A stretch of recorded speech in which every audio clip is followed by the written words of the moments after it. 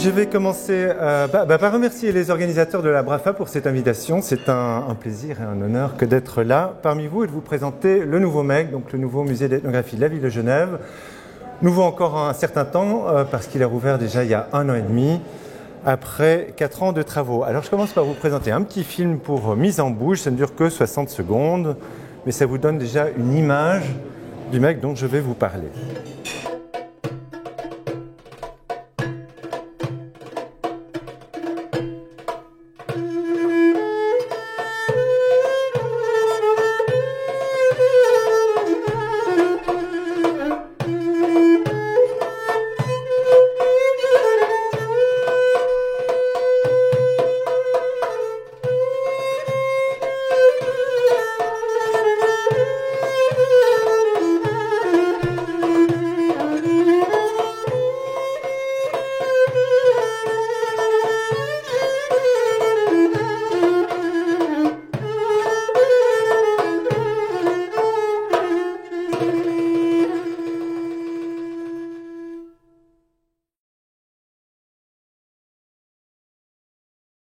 Voilà, alors mon objectif aujourd'hui, en fait, il sera assez simple, c'est essayer de vous donner envie de venir nous visiter au MEG en vous parlant du musée, de son histoire, de ses collections, des collectionneurs et puis de notre programme, les expositions, mais aussi tout ce qu'on fait par ailleurs pour l'accueil des publics, la médiation culturelle et scientifique. Je vous raconte en 2 minutes l'histoire du Métamorphose, 2010-2014.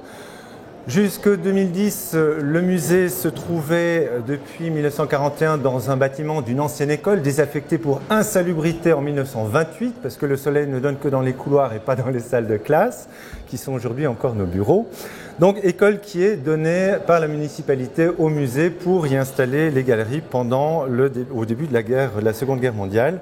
Et il aura fallu donc 75 ans d'attente avant que le musée puisse disposer d'un nouveau bâtiment, d'un bâtiment spécialement dessiné pour recevoir les collections et les publics.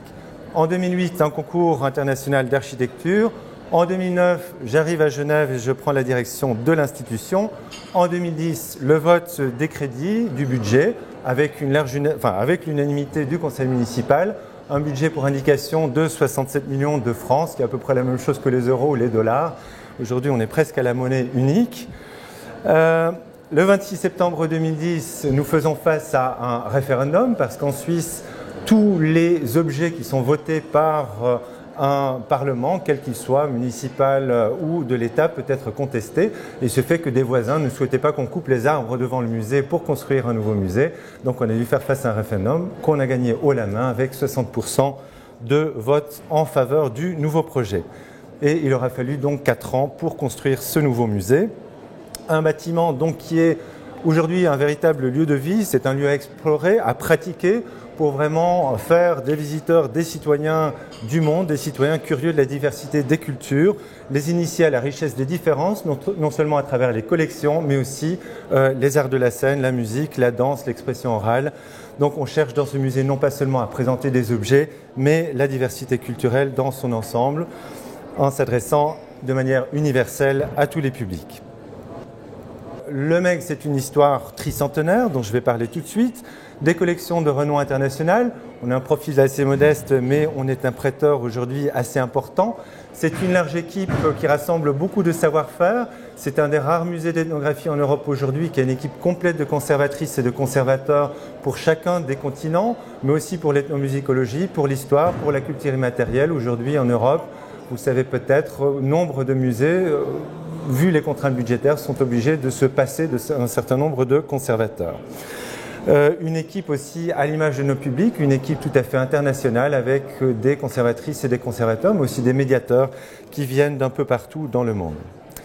Des projets ambitieux d'exposition dont je parlerai et aussi, et ce n'est pas une petite chose, une collaboration universitaire de plus en plus importante.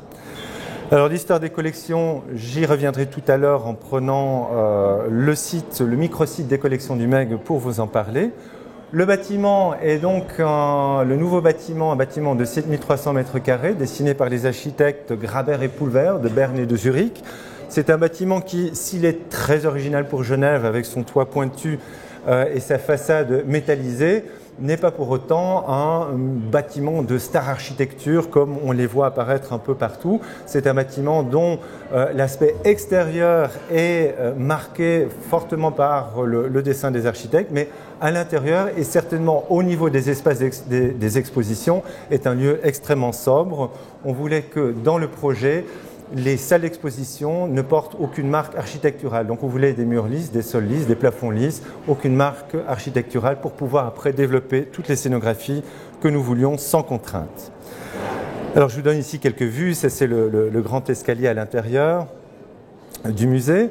Quelques vues de l'installation des objets donc, qui a eu cours en 2014. On a ouvert le 31 octobre 2014. Par exemple cette magnifique cape de Hawaï, qui demandait énormément d'attention, qui est un de nos joyaux.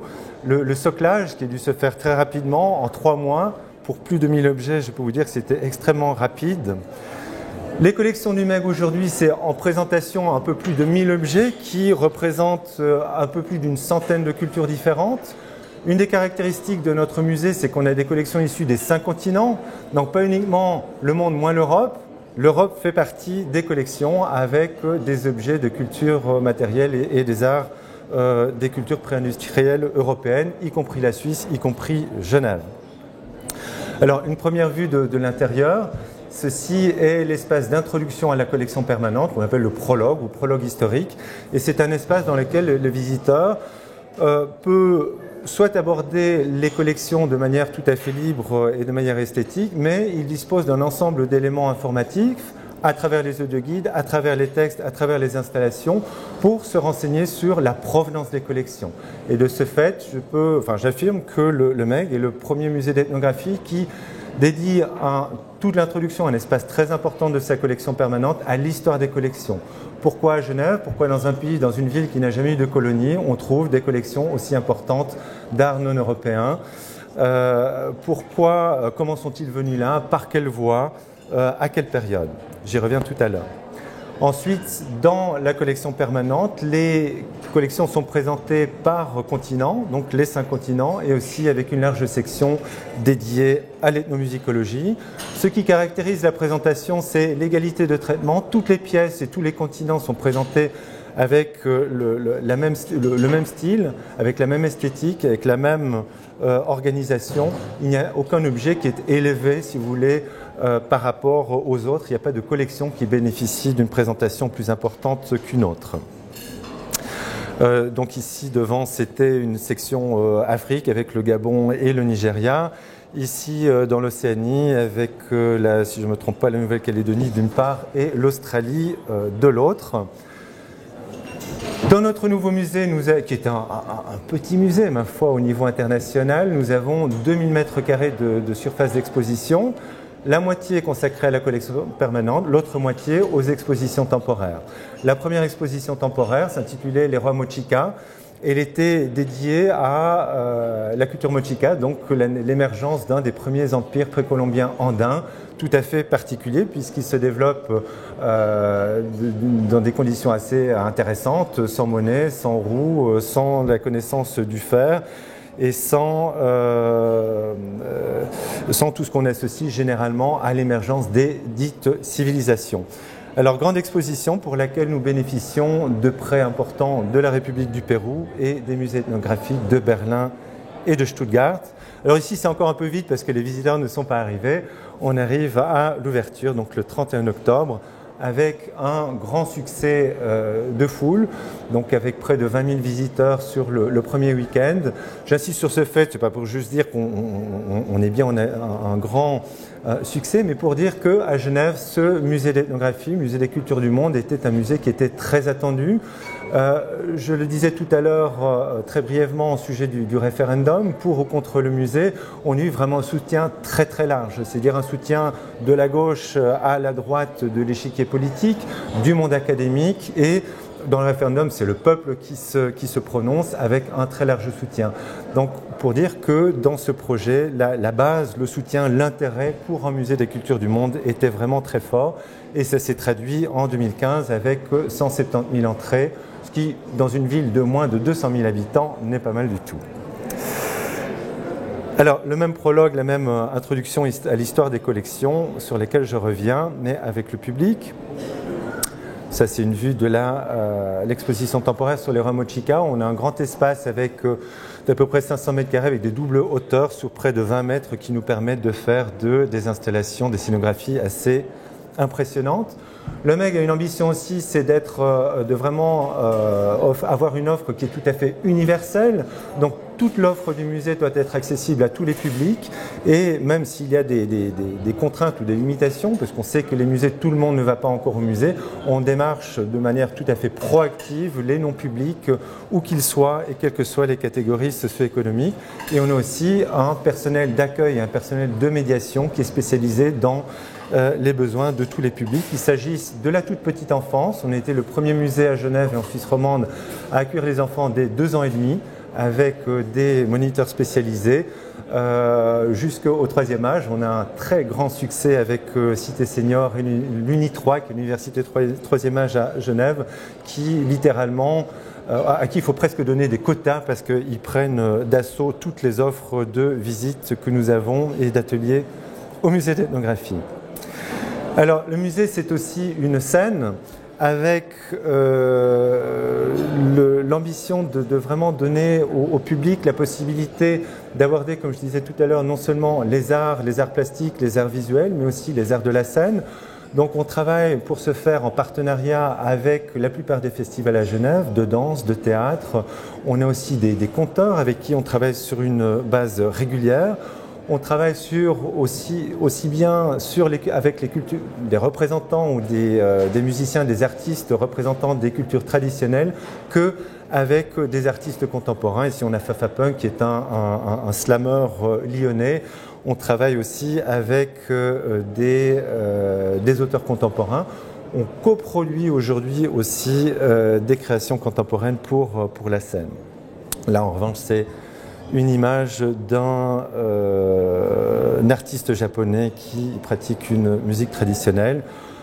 Le musée, c'est aussi une boutique et une bibliothèque, médiathèque. Alors ça, j'ai coutume de dire que le musée a 2 cerveaux. Dans le ventre, il a les expositions. Comme vous le savez, le ventre est plein de neurones, c'est quelque part notre second cerveau. Et puis, au 2e étage, il y a la bibliothèque-médiathèque, la bibliothèque Marie-Madeleine Lancou, du nom d'une mécène qui a légué 10 millions de francs pour la construction de ce musée. Et bibliothèque qui est la transformation, si vous voulez, de la petite bibliothèque d'études spécialisée que nous avions, qui avait 12 chaises et qui accueillait 5 ou 6 chercheurs par semaine, qui aujourd'hui est un véritable 3e lieu, comme on dit dans le domaine des bibliothèques, un lieu qui est beaucoup plus ouvert, qui est devenu une véritable bibliothèque spécialisée de lecture publique, avec des bibliothécaires qui sont rompus à l'accueil des publics, qui peuvent encore une fois accueillir les enfants qui peuvent venir librement dès l'âge de 6 ans. On est la première bibliothèque à avoir donné un âge minimal d'accès autonome, donc les enfants peuvent venir sans leurs parents et être accueillis à la bibliothèque. Et bien entendu, on accueille toujours les chercheurs qui ont des espaces dédiés. C'est aussi une bibliothèque dans laquelle on peut consulter de la musique, sous forme de disques qu'on peut emprunter, sous forme d'archives numériques. Le MEG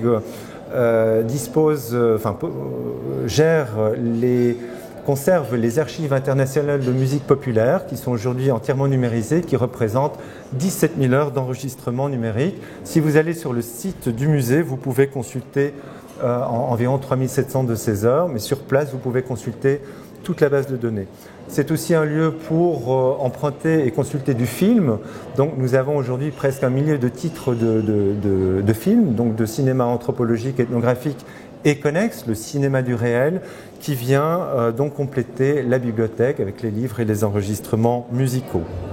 Donc l'idée, dans mon point de vue, est que les expositions soient toujours un point de départ pour les visiteurs, et on essaie chaque fois que l'on peut, de les encourager après, quand ils sortent des expositions, à prendre l'ascenseur, aller à la bibliothèque et approfondir les sujets qu'ils ont abordés dans les expositions et qui ont retenu leur attention. 2e exposition temporaire qui vient de fermer il y a quelques semaines, le bouddhisme de Madame Butterfly, grande exposition dédiée à cet aspect particulier du japonisme qui était l'intérêt en Occident dans les lettres, les arts et les sciences pour le bouddhisme du Japon. Donc exposition réalisée avec des prêts très importants de la plupart des grands musées à caractère ethnologique en Europe et du Musée national des arts asiatiques Guimet, qui était le principal prêteur. Donc exposition particulièrement remarquée avec une scénographie ici très différente. Vous voyez sur la gauche de l'écran par exemple une reconstitution de la grande rotonde du musée Guimet, dans laquelle nous avons reconstitué rassemblé tous les éléments de mobilier et d'hôtel qui avaient été utilisés en 1891 et 1893 par Émile Guimet dans son musée à Paris, à Lyon encore à l'époque, pour y tenir des cérémonies religieuses bouddhiques. On a même à cette occasion reconstitué la liturgie, donc les chants de la liturgie en singalais, en chinois et en japonais, telles qu'elles avaient été pratiquées au musée Guimet. Là, en revanche, c'était à la sortie une présentation du film de Mitterrand, Madame Butterfly.